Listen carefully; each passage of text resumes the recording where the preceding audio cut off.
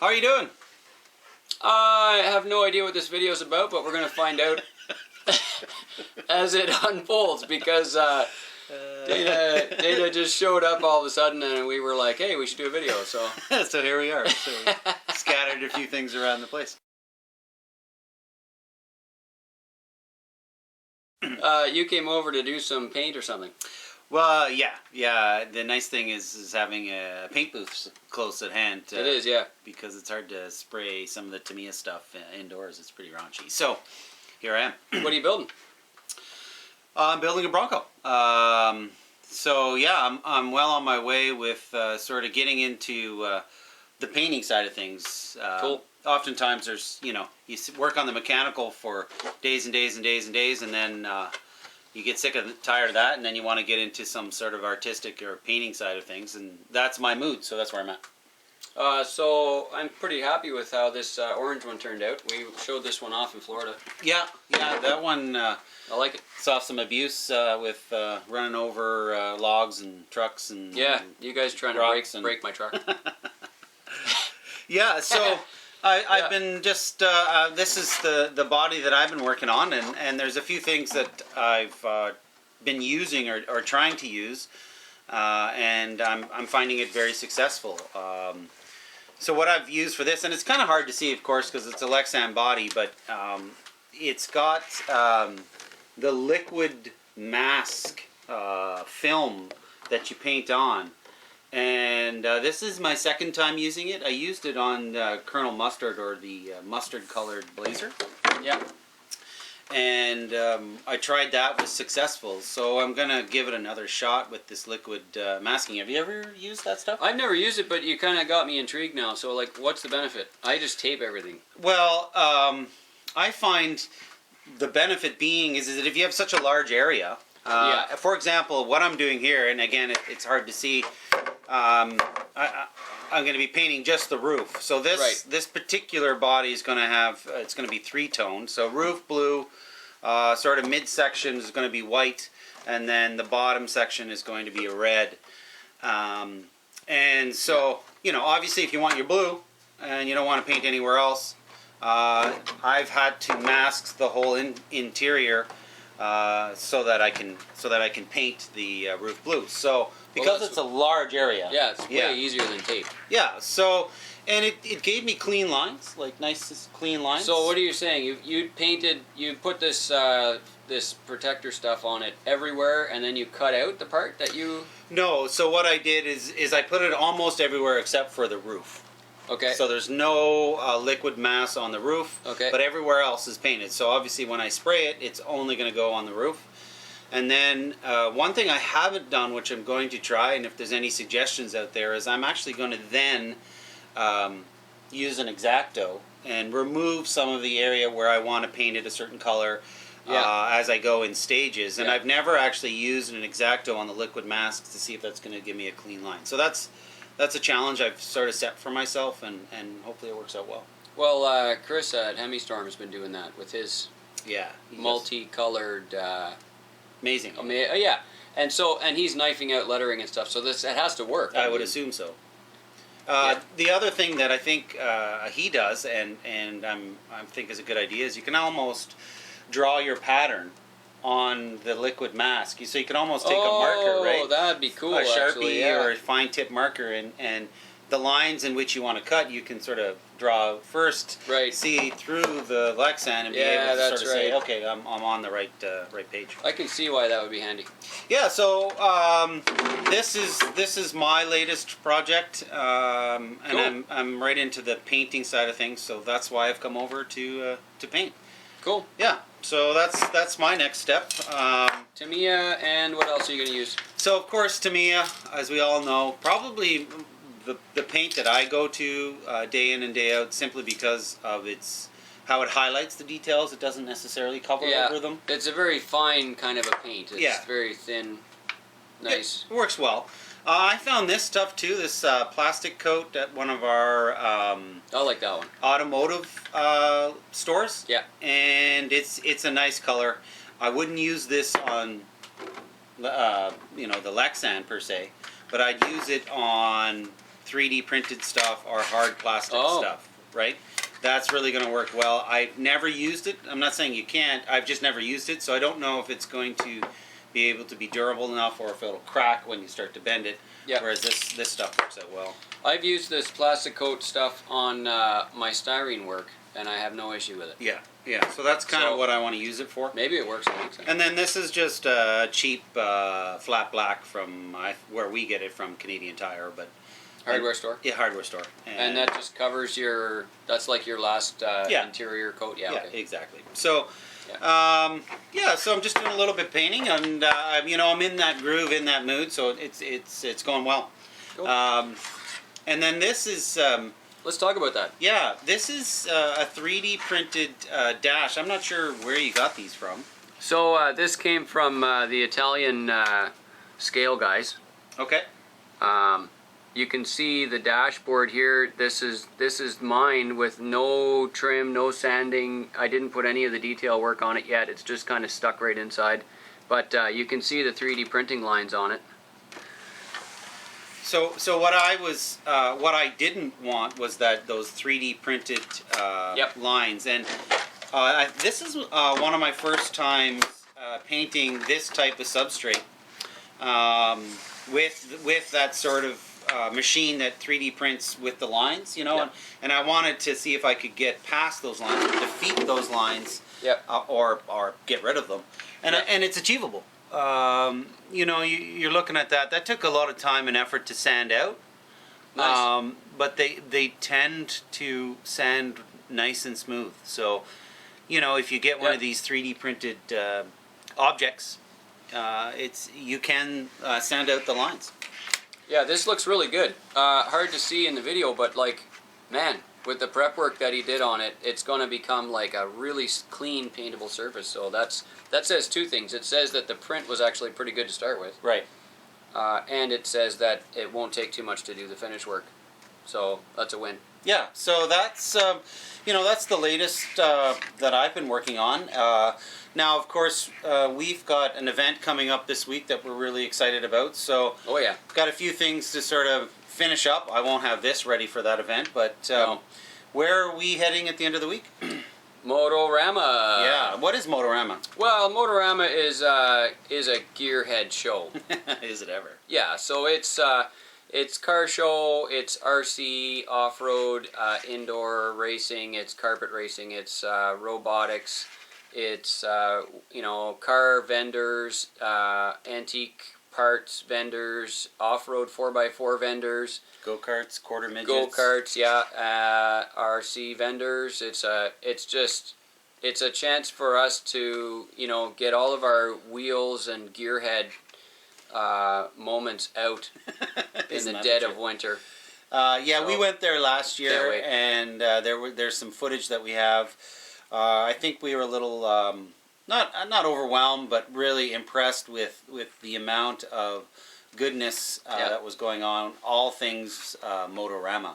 No, it's amazing, that place, and it's at the farm show facility in Harrisburg, Pennsylvania. So it's this enormous indoor facility. And the cool part is the U.S. scale trials, which is the sort of the G6 type of scale truck event that is being hosted there. I think this year they're doing it alongside the 1/8 dirt track, that great big indoor dirt rink.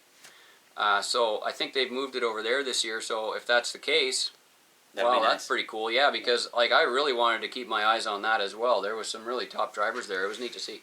If you haven't gone, even at a local level, if you haven't gone to any sort of RC racing at whatever capacity, you should really check it out. There's some pretty neat stuff going on when it comes to the 1/8 or the short course or everything in between. There's some really neat stuff going on. So, and what are we doing there specifically when we're at Motorama?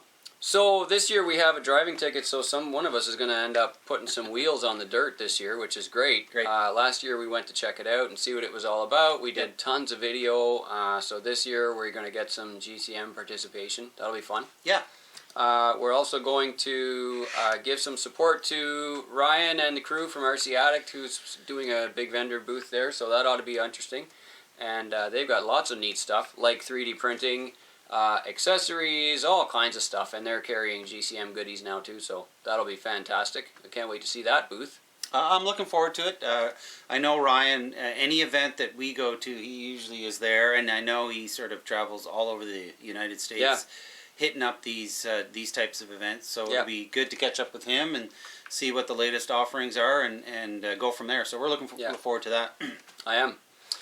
And you know what? It's a chance for us to just be gearheads for I think it's like 3 days, right? Friday night we get to set up, Friday afternoon, and then a Saturday, Sunday event, so it's a big deal. Yeah, we're looking forward to it. I think we are lucky in the sense that we were in Florida for an awesome auction and event, RC event, and we get to piggyback onto this Motorama event. So for us, I think we're really lucky that we get to get involved in all of this. So we'll be looking forward to seeing you guys out there.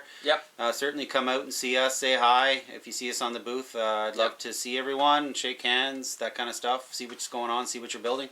We're going to bring down a bunch of projects that we're working on. So if you come to the RC Attic booth, you'll see our truck banners there, just like this one right here. You bet. Look for the banners. We're going to bring a bunch of trucks to show off, so that ought to be interesting too. Awesome. I'm looking forward to it.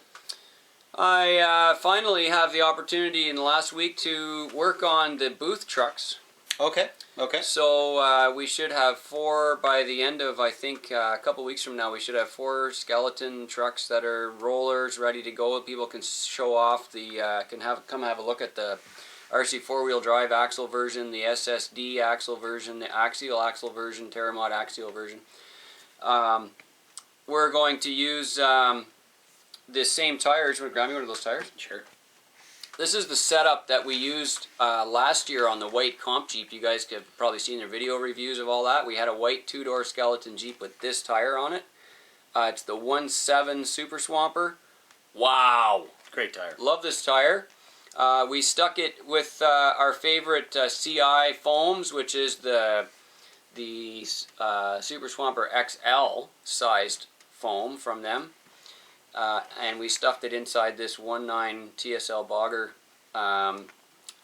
the 1.7 size tire with a 1.9 foam. And what rim is this? This is the... This is our Detroit Black 8-hole. And the reason it's black is because we're building a new Class 2 skeleton Jeep this year, which is going to be military theme. And we needed a nice bland wheel, and that was the perfect option. Lots going on. Lots going on. We're busy. We're building. We're traveling. We're prepping. We're prototyping. We're RDing. Lots of activity going on in GCM. We really have not stopped. I think this has been, years now where we've had the pedal down, and we are going, we are moving, we are shaking, and we're having lots of fun. So we're out there. Got a lot of questions recently about the CMAX release. You can see a couple of the option pages up at GCM Racing site. I'll tell you what's going on with the CMAX chassis. We both ran the CMAX chassis in Florida. We have 3 full running trucks running on it right now. We have a couple others in the queue, and we've decided that because we do honestly run and test all the products before we put them on the site for sale. And in this case, there's a couple of engineering kind of changes that we want to make to it, so it's really, really easy for you guys to use. Now, you know that the CMAX chassis has a scale driveline. Want to grab me that truck? Sure. So the CMAX doesn't use an SCX tranny anymore. We're using a full scale driveline in it. Yes. So it's got the RC 4-wheel drive R4 transmission. It has the GCM married transfer case. The actual printed 3D engine is in the front. And because the drivetrain is kind of unique, we found after building a couple of them that there were some, accessibility issues. When you have a setup that's this complex, and everything is compact so much like this, it works fantastic. We both had no issues with them running, but there's very little room for error. Once you get all this assembled, you want to make sure that if you have to service it, you can service it easily. So what we're doing with the CMAX engineering is we're actually changing the way the drivetrain mounts into the chassis so it can be completely dropped out of the bottom of the chassis. Yeah, not to reiterate. That's why it's not out yet.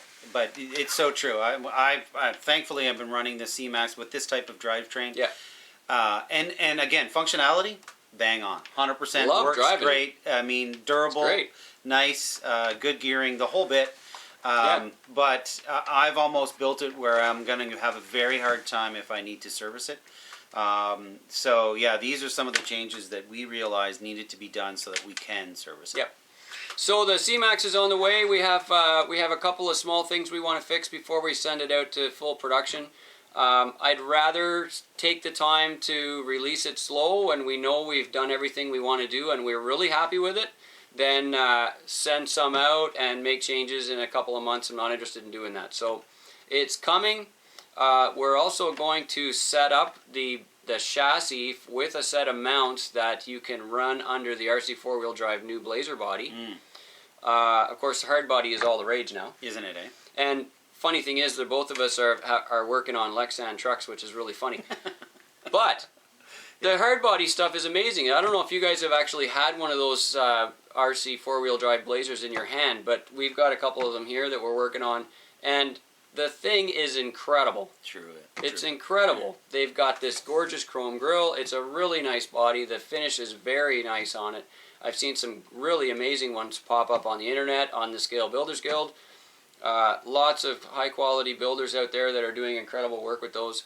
And we want to use the body on the CMAX chassis, so we're going to get a set of mounts made up for that too. Perfect. You know, you coined this a while back, but you know, when we were kids, and even today, for a lot of people, they build the 125th model. You know, oh yeah, whatever they may be, and it truly the hard bodies that are coming out for the 110th or the RC really mimic that style, where you know you have all kinds of jewelry or parts trees with all kinds of accessories, and these molds come out, and they're amazing. It's amazing. Yeah. They remind me of the 125ths I built when I was or 124ths when I was a kid building. So they're pretty impressive what's coming out, and you know we're having a great time supplying and having fun with those types of projects. Can't wait. You bet. So this year we should have a whole bunch of new trucks. By mid-year we should have lots of new stuff to show off at the shows, and of course we've opened some sign-ups already for the Adventure Series. You bet. We've got a couple of events scheduled already for the GCM Adventure Series. There's a sign-up already open for Owen Sound at Berkeley's Adventure Park. It's incredible over there, and we're really looking forward to a fun weekend there, and that is at the middle of May. It's all coming. It's all coming. We also have an opportunity where we're heading out to Tennessee to do some awesome stuff there. That's to be, you know, we'll sort of talk about that as the future goes. But yeah, there's some goodness going on with some projects, some stuff happening behind the scenes stuff that we're working on that we're really sort of working towards. So that's to be continued, and we'll talk about that in a later date. But yeah, it's an exciting year, and as I say, we've been pushing hard and having a lot of fun, and we love all the comments and all the likes and everything that you guys do to give us feedback, because this is what we're doing and why we do it. It's only another couple of days. We're going to see you guys at Motorama. Awesome. Yep. Have fun tiny trucking, guys. Take care. Bye-bye. Well, I'm just looking how you used your column. I didn't know how I was supposed to do that. I did it the opposite way. The fat end up against the dash and the skinny end. See, I think it's supposed to be with the thicker end at the wheel. Yeah. But I couldn't figure it out. And in any case, there was an extra spacer thing that I didn't use. Yeah. Like a big, long... Yeah. I cut it down and used it. Okay. I didn't bring it. But. Cool.